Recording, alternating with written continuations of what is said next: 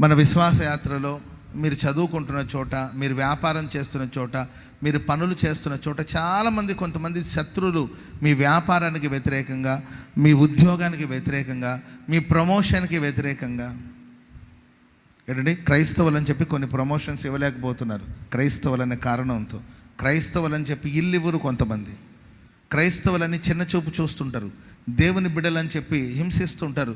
ఇవన్నీ చూసినప్పుడు మనకు ఆ వ్యక్తి మీద ద్వేషం కలుగుతుంటుంది, బాధ కలుగుతుంటుంది.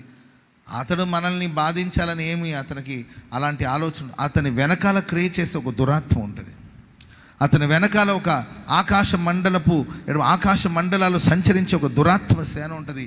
ఆ సేన మనల్ని బలహీనపరచాలని, నిన్ను నీలాగా ఉండకుండా, నువ్వు దేవుని ఆరాధించకుండా, నువ్వు దేవుని సేవించకుండా ఆ శక్తులు క్రియ చేస్తూనే ఉంటుంది. నీవు వెంటనే శత్రును గుర్తుపట్టి ఆ శత్రు క్రియలను